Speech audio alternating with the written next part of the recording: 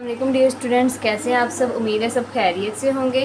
तो हमने 9th class की मैथमेटिक्स शुरू की हुई है, जिसकी हमने चैप्टर नंबर 1 की एक्सरसाइज नंबर 1.2 को कंप्लीट कर लिया है। आज की वीडियो में हम एक्सरसाइज नंबर 1.3 को शुरू करेंगे।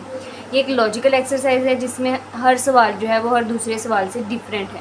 ठीक है, तो हम शुरू करते हैं इस एक्सरसाइज को।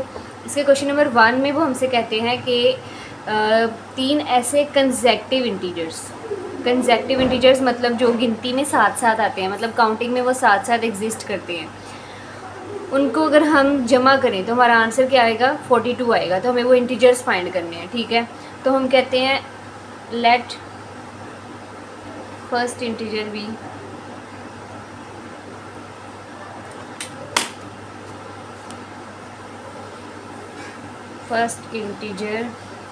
B x. हम कहते हैं कि हमारा पहला इंटीजर जो है ना वो कौन सा है, एक्स है। अब हमें इससे अगले 2 इंटीजर्स भी चाहिए जिनको हम सम करेंगे तो हमारे पास आंसर जो है 42 आएगा। ठीक है, तो अगर हम देखा जाए कि कोई भी कंसेक्टिव नंबर है, जैसे कंसेक्टिव नंबर कौन से हो सकते हैं, 1 2 3, ये तीनों आपस में क्या है, कंसेक्टिव है, क्योंकि ये काउंटिंग में एक साथ आते हैं।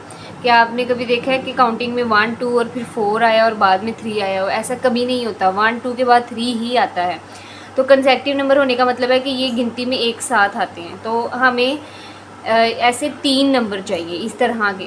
अब हमें नहीं पता वो पूरी काउंटिंग में कौन से हैं, हमें वो फाइंड करने हैं।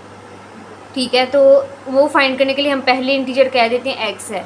अब अगर देखा जाए तो हम पहले से दूसरे इंटीजर पे जाएं तो क्या डिफरेंस है दोनों में, 1 और 2 में क्या डिफरेंस है, 1 का डिफरेंस है। अगर हम 1 में 1 और प्लस कर दें तो वो क्या बन जाएगा, 2 बन जाएगा।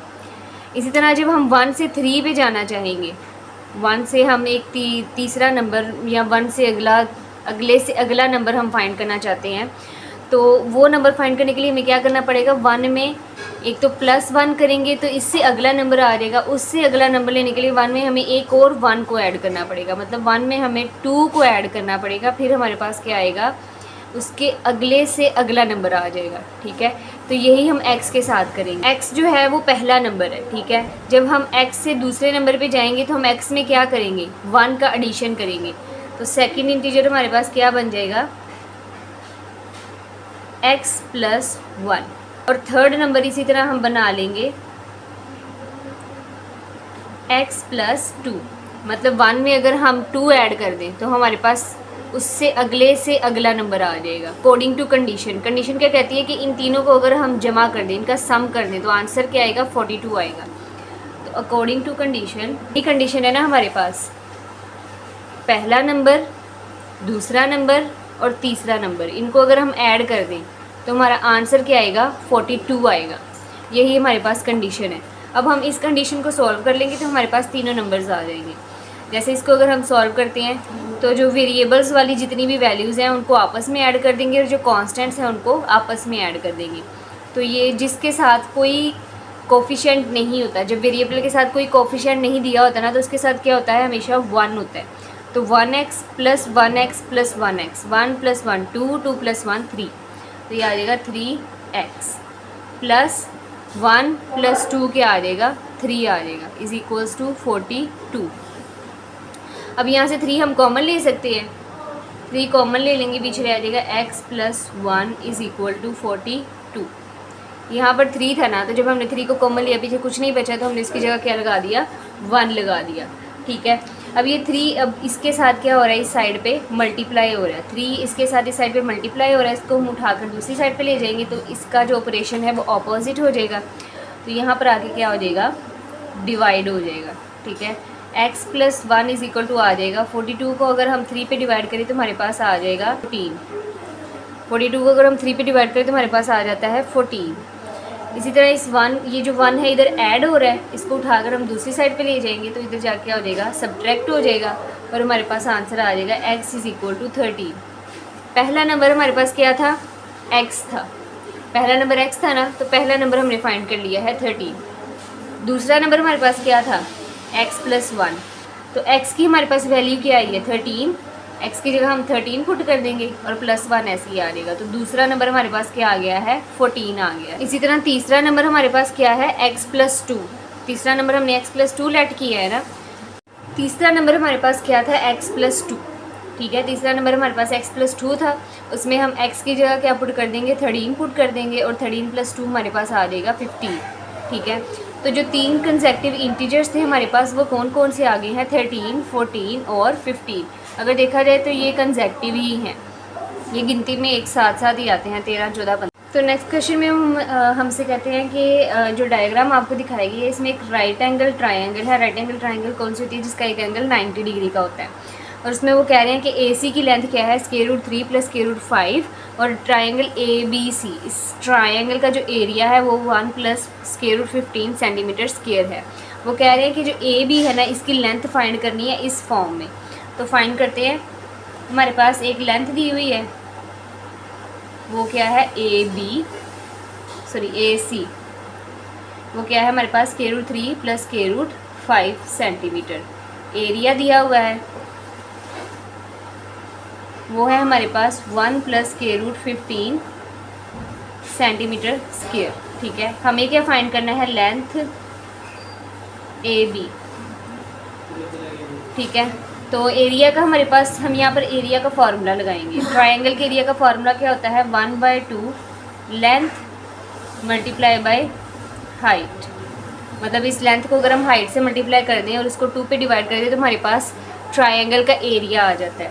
इसमें हम एरिया की वैल्यू हमारे पास है वो पुट कर देंगे, √15 और 1/2 एज इट इज़ आ जाएगा। एक लेंथ जो हमारे पास है वो पुट कर देंगे, 3 + √5 × एच क्या है हमारे पास, AB, इसको ऐसे ही लिख देंगे। ठीक है, अब इस सारी वैल्यू को उठाकर हम इस साइड पे ले आएंगे। ठीक है, तो 2 यहाँ पर डिवाइड हो रहा है, ये यहाँ पर आकर क्या हो जाएगा, मल्टीप्लाई। ये यहाँ पर मल्टीप्लाई हो रहा है, इधर आके क्या हो जाएगा, डिवाइड हो जाएगा। तो 2 × 1 + √15 divided by √3 + √5 is equal to AB। इन वैल्यूज़ को हम उठाकर इस साइड पे ले आए हैं। अब हम इसको सॉल्व करेंगे। तो अब अगेन देखें तो डिनोमिनेटर में स्क्वायर रूट आ गया, हम इसको क्या करेंगे, रैशनलाइज करेंगे। इसको मैं फ्रैक्शन को इक्वेशन को दूसरी साइड पे लिख लेती हूँ। ये मेरे पास बन जाएगा, इसको 2 को मैं अंदर मल्टीप्लाई करवा दूँगी। ठीक है, 2 को मैं मल्टीप्लाई करवा देती हूँ, ये मेरे पास आ जाएगा 2 × 1 = 2 + 2 √15, और नीचे जो वैल्यू है इसको हम क्या कर लेंगे, रैशनलाइज करने का क्या तरीका होता है, डिनोमिनेटर के कॉन्जुगेट से मल्टीप्लाई भी और डिवाइड भी।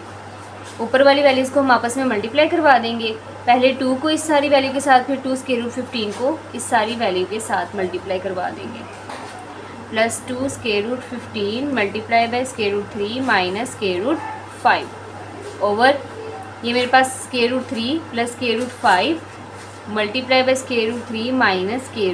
√3 - यहाँ पर हमारे पास फार्मूला लग जाएगा A² - B² का।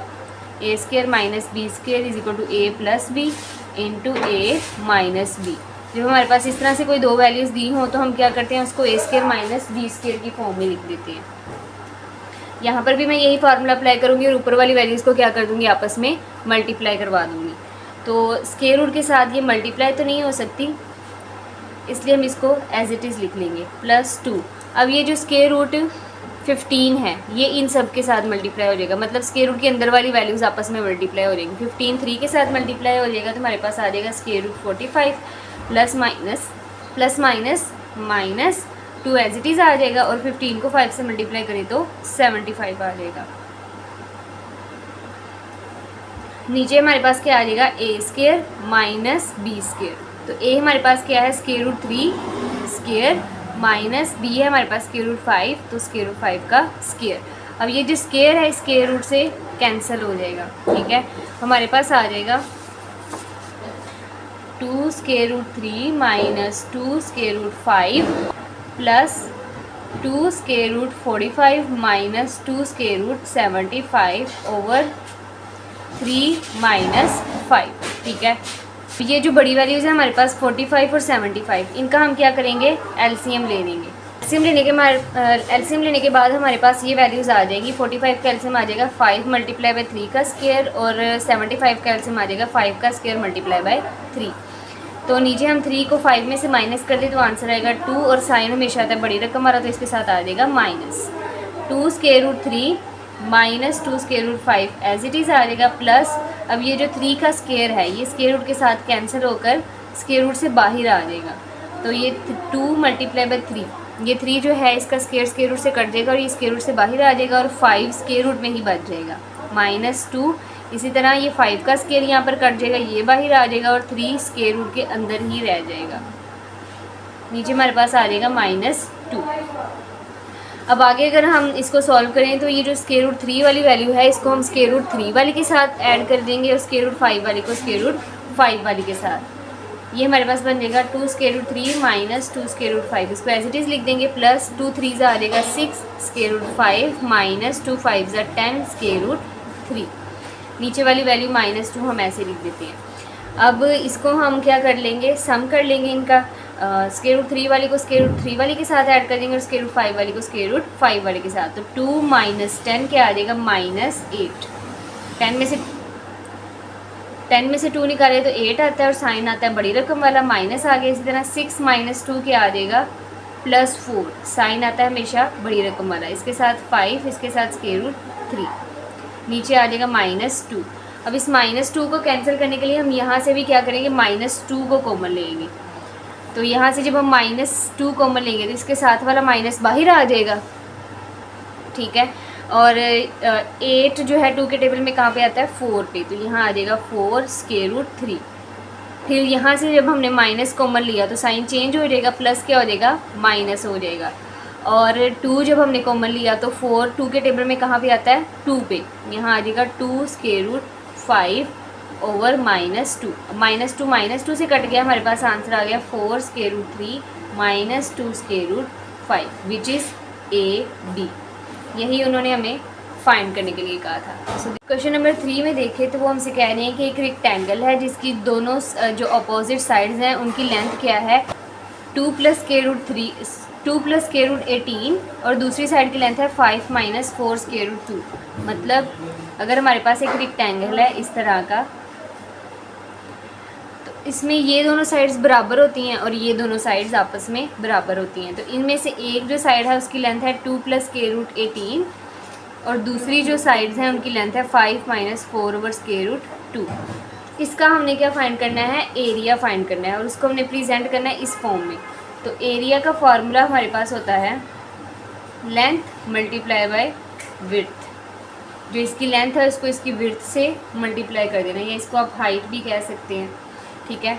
तो इन दोनों को हम आपस में मल्टीप्लाई कर देंगे तो हमारे पास क्या आ जाएगा, एरिया आ जाएगा।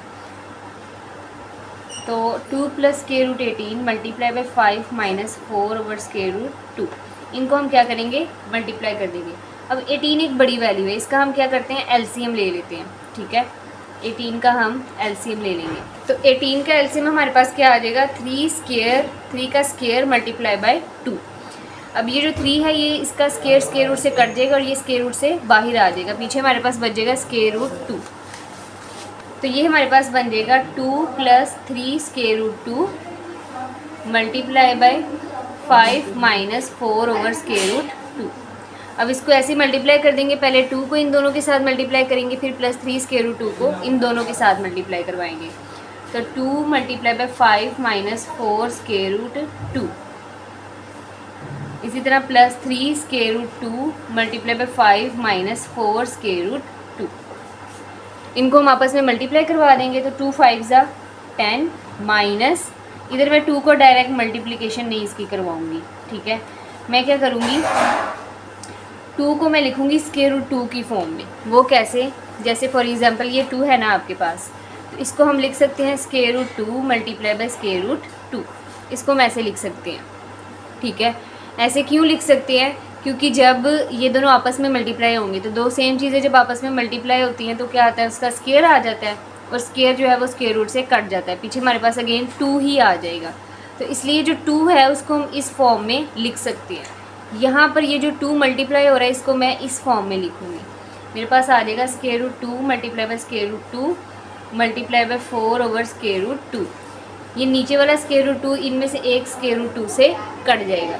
ये हमारे पास आ जाएगा 3 5 15 square root 2 minus 3 4 12 square root 2 over square root 2। ये स्क्वायर रूट 2 से कट जाएगा। तो हमारे पास यहाँ बच गया है 10 माइनस ये दोनों आपस में मल्टीप्लाई हो जाएंगे, हमारे पास आ जाएगा 4 square root 2 plus 15 square root 2, यहाँ बच गया सिर्फ -12। तो अब जो कांस्टेंट्स हैं वो आपस में ऐड अप हो जाएंगे और ये जो रेडिकल वाले हैं ये आपस में ऐड अप हो जाएंगे। तो 10 - 12, तो 10 में से 12 निकाले, 12 में से 10 निकाले तो हमारे पास 2 आ जाएगा और साइन कौन सा आता है, बड़ी रकम वाला माइनस। इसी तरह प्लस माइनस माइनस, लेकिन साइन आएगा बड़ी रकम वाला विच इज़ प्लस। तो 15 में से 4 निकाले, हमारे पास आ जाएगा 11 स्क्वायर रूट 2।